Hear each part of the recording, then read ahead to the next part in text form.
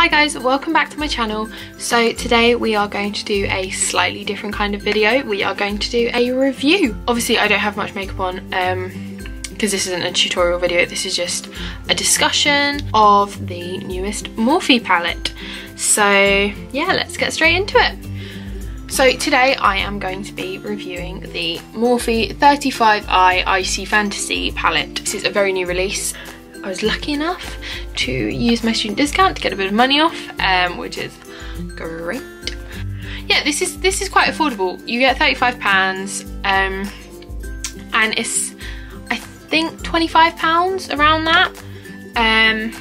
So it's a really good deal actually, because you get, yeah, as I said, 35 shades, and it's a Morphe palette. So yeah, so this is the outside. So it's really pretty. It's kind of that marbly, it's not textured, but it looks gorgeous. And then the inside, you've got your 35 pans. So yeah, you can see you've got quite a decent range of shimmers and mattes, and obviously I have clearly used it. So yeah, you've got a decent range of shimmers and mattes, and also a couple of like foil textures, which are really good, and they've all got really cool names, which I really like. So you've got Frost Bright, Into the Blue, Chill Thrill, Below Zero, Deliver Shiver. Like, I really like the names, basically, is what I'm trying to say. So yeah, I think it looks gorgeous, and all of the promotional footage was, you know, these really bold pastel shades, and you know, they looked gorgeous, which was why I was like, I have to get my hands on this palette, because it was right up my street. Like, I love a good pastel, I love a good glitter, like this was a bit of me, you know. So yeah, I got it. And this isn't my first Morphe rodeo. The palettes I currently have out are the contour palette here. Oh look, there's you. My contour palette here, which is the 8L Lo-Fi palette, because I'm pale and I didn't want to get the dark one. I really love it, it's really good. I have the 3502 Second Nature palette, which is the kind of bronzy, red, orangey, autumny colours, which I really like. This is my first ever Morphe palette, and I still use it to this day. I also have the 35F Fall Into Frost palette, which is also gorgeous. It's a lot more like shimmers and neutral tones, which is really pretty. And then I also have, of course, the James Charles palette, which I use quite a lot.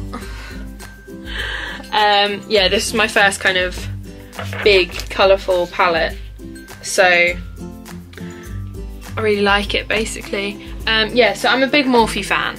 I've got a lot of their brushes, I've got a lot of their beauty blenders, so yeah, I use a lot of Morphe products, basically.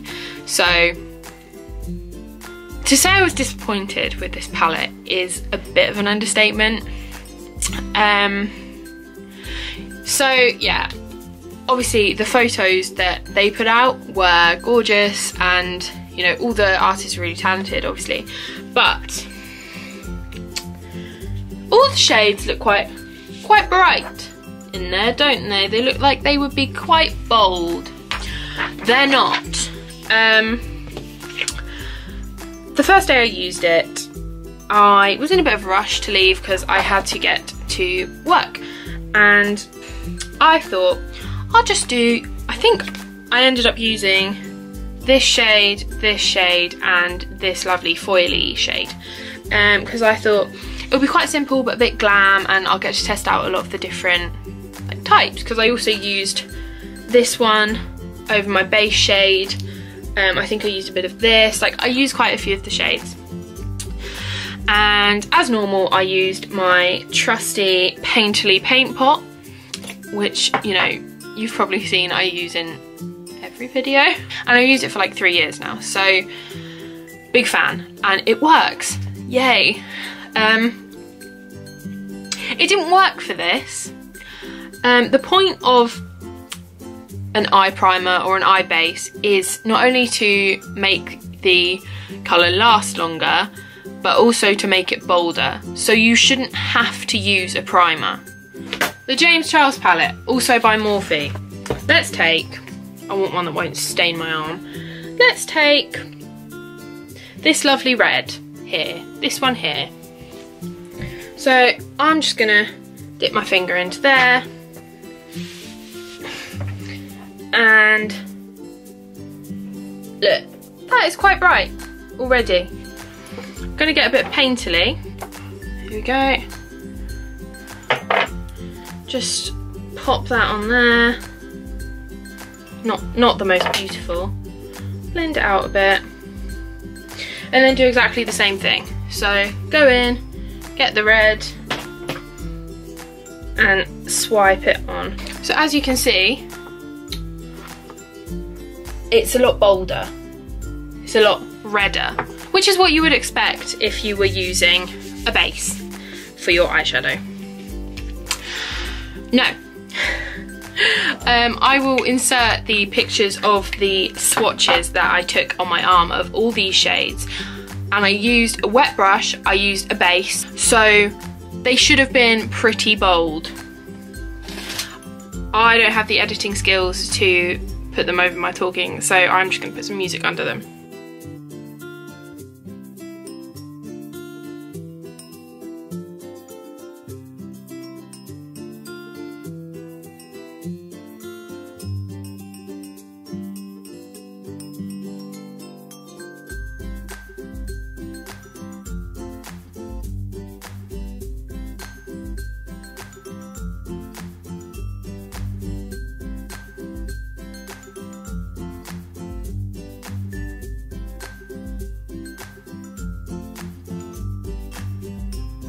So as you can see, there should have been 7 shades on each picture.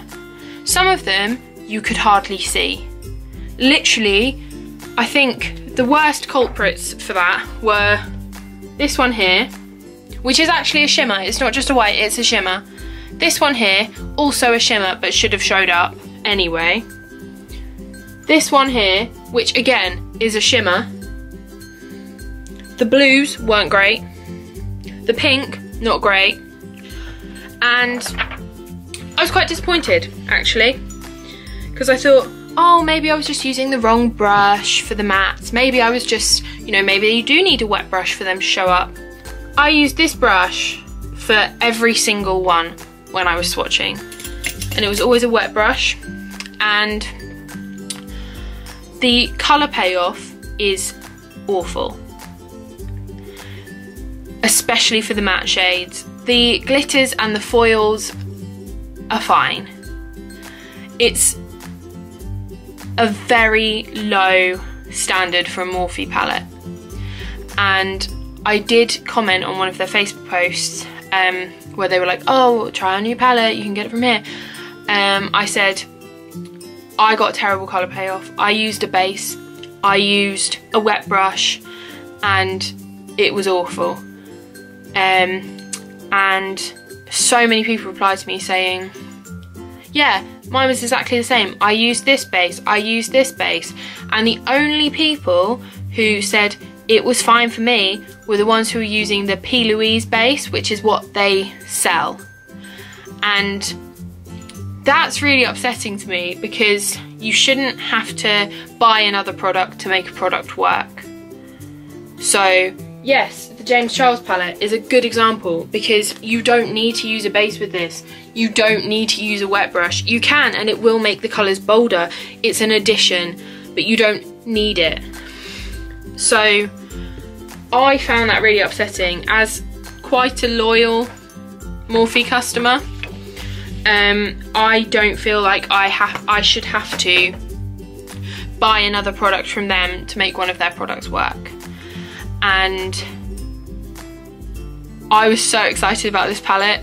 As I said, this was something that was a bit of me. It was my type on paper. It was the kind of palette that I would use every day. And I'd like to say that I have tried this quite a few times, like a different look. I tried a blue look, you can't see it, a blue look. I tried a purple look. As I said, I tried a pink look, and I've swatched them all. And the only one that vaguely worked for me was this shade here. I thought it was quite a dark grey purple. It's a bright purple, which is great because the actual bright purple isn't good. It's not a good shade. And yeah, I was really disappointed actually. And it's not going to stop me from buying Morphe products because I think, you know, they're very good, especially their brushes. Like, cost per brush is brilliant. But this palette was a real disappointment for me. And I know that I'm not the only one. And what it's shown me is that I should look at picture descriptions better, because every single one of the picture descriptions that Morphe posted said X person used the 35i palette and a P. Louise base. And maybe I should have taken from that you need to use a P. Louise base, but I don't have the money to buy another eyeshadow base for one palette. Like, Painterly works great for me. As I say, I've used it for years. It's always worked. This is the first time it hasn't worked.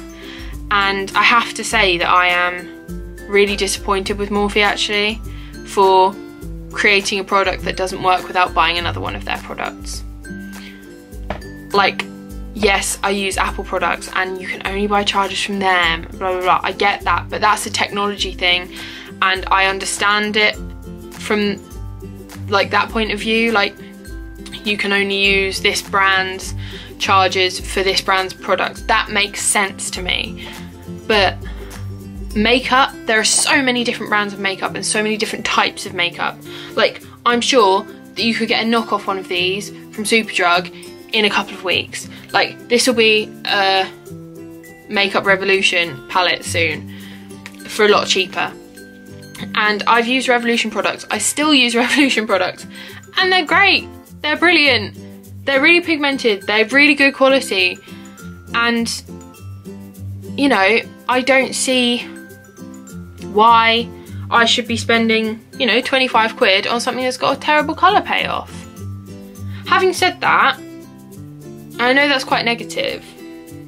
What I do actually really like is the fact that they're all quite cool colours, and even like the greens here, don't know if you can see, but they've got a kind of purpley like tint to it, which, as someone who likes to do a quite frosted colour and especially highlight, for example the Huda Beauty highlight palette, which as you can see is disgusting and really well used, they're all quite like bluey shades, which I love. I love that.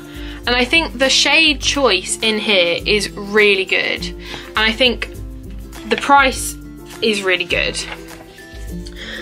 But yeah, the colour payoff for the mattes is not worth it. I'd rather have had an entire palette of foils or shimmers. Like, I'd love that. I would love that. Morphe, if you watch this, I highly doubt you will, but if you do, make this palette but all shimmers, please, or more foils, because oh my god, look at that. Just look at it. That is stunning. That's gorgeous. I really like it. And all the shimmers, to be fair, are really beautiful, but the matte colour payoff, very disappointing. And very glad I didn't get this as a present, because my birthday's coming up, my 21st birthday, and I could see someone going, oh, Cicely would really like this palette. She'd love it. It's right up her street, because it is. And I would have had to say, thanks for the palette you got me, really appreciate it, but the colour payoff is terrible and I'm hardly going to use it. And I don't want to have to say that to people. So yes, the shades are good. Yes, the Concept. The concept is great. Icy Fantasy. Brilliant. Love it. Never been done before. It probably has. But, you know, it's good. I love it. The end result,